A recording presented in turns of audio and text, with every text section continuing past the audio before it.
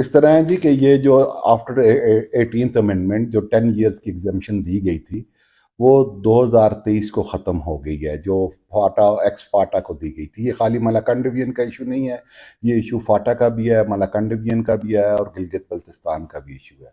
Immediately کوئی اس قسم کی بات نہیں کی جا رہی جس کو یہ لوگ ایکسپلائٹ کر رہے ہیں۔ جو بھی پالیسی بنے گی ڈیفینیٹلی اس پہ جو سٹیک ہولڈرز ہیں، جو ملاکنڈ کے عوام سٹیک ہولڈرز ہیں، ان کے انٹرسٹ کو مد نظر رکھا جائے گا اور وہ پالیسی شیئر کر کے بنائی جائے گی۔ اس چیز کو ریگولرائزیشن کرنے کی ضرورت ہے، وہ آپ کو بھی پتہ ہے، ہمیں بھی پتہ ہے، لیکن اس ریگولرائزیشن کو جس وقت تک مالاکنڈ کے عوام کو، جتنے بھی سٹیک ہولڈرز ہیں، ان کو انشاءاللہ آن بورڈ لے کے اس طرح کا ایک ایسا پلان بنایا جائے گا کہ جس میں تمام لوگوں کا براڈر کسی بڑی حد تک کنسنسس ہو جائے اور اس کے بعد کوئی فائنل پالیسی ایشو ہوگی۔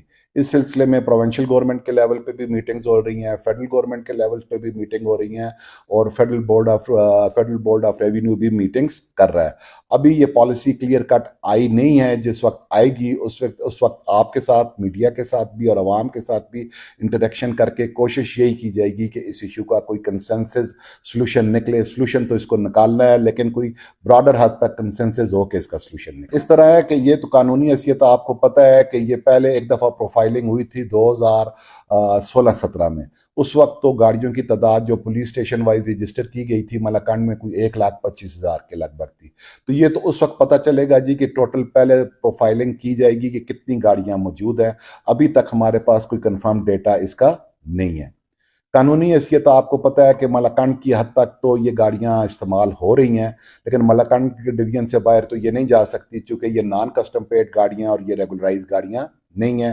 جو پہلے کی پالیسی تھی، قانونی حیثیت جو پہلے تھی، آج بھی وہی قانونی حیثیت ان کی ایگزسٹ کرتی ہے۔